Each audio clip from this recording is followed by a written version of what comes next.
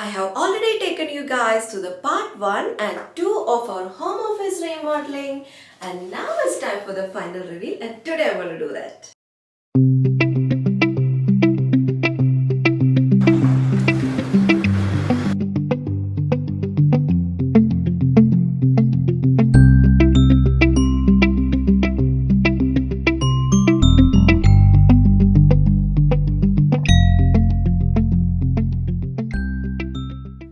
This room was tricky in all the way possible.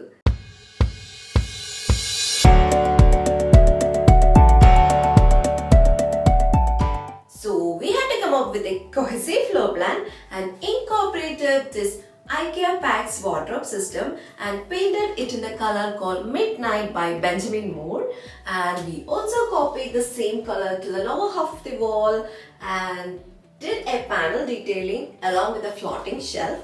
Panel detailing can instantly elevate the mood of any room, and it mimics the detailing in my wardrobe doors, so it feels like more built-in.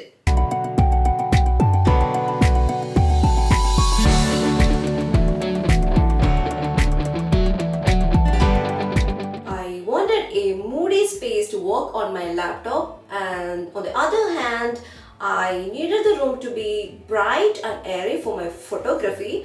So I created two different emotions in the space. The lower part of the wall is dark and moody, where the upper part and the ceiling is bright and light. Usually when you have a darker wall, the first instinct is to go for a lighter piece of furniture.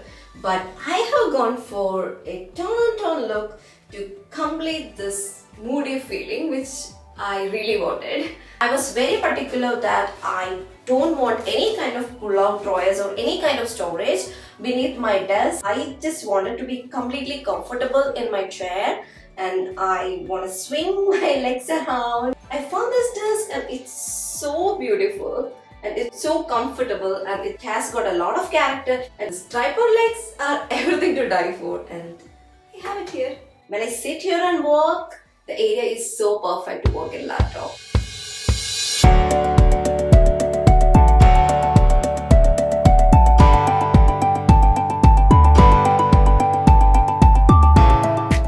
A great working day starts with a comfortable chair. So if you're planning to invest in your office room, I would say start with your chair. So this is the first item I purchased for my office room, and it has got highly sophisticated detailing like nail head and swirl base. And a throw on a chair is something I think is very essential in a home office. So when I get chill, I can just wrap it around my legs. So I really appreciate having a throw in a home office. You guys know how much I love styling, and I also believe in styling our space with meaningful things. So here I have styled it with few frames which is meaningful to me. There's a frame with a landscape and with some architectural detailing, and I have a thing for clocks, especially the ones with Roman numbers. So here I have a small clock, and this vase is so beautiful. It's so unique, that conical shape, and having a glass vase in a small space, it's not crowding up my desk. It doesn't take any visual space. It's transparent, and I have a green stem on it just to elevate my mood.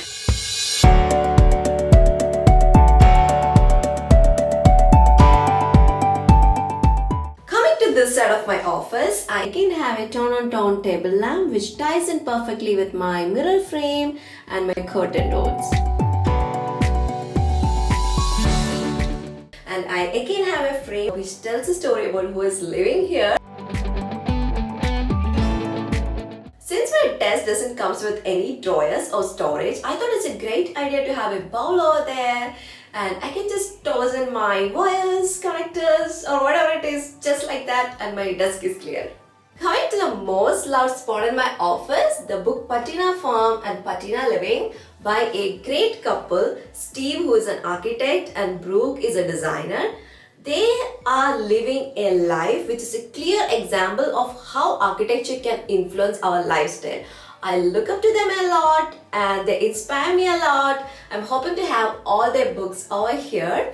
And those horses, oh my god, they're so pretty. And it's my dream to get settled in a farmhouse. So when I look up to them, it makes me feel even more hopeful.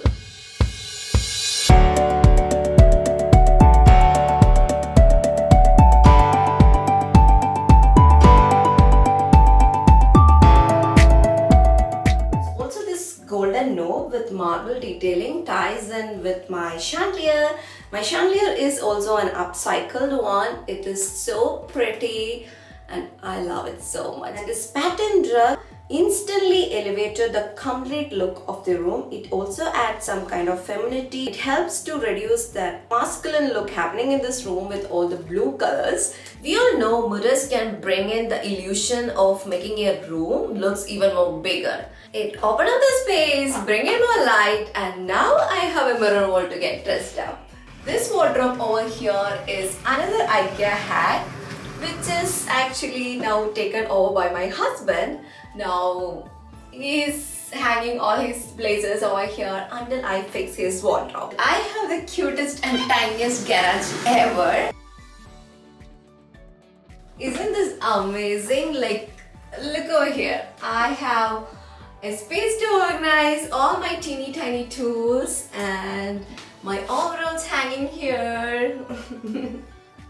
And my sewing machine over here, and I also have a pocket space here where I put my toolboxes and the tripods and lights and everything. I have a small little plant here just to bring some life to the space. Isn't it so pretty to see all this thing organized?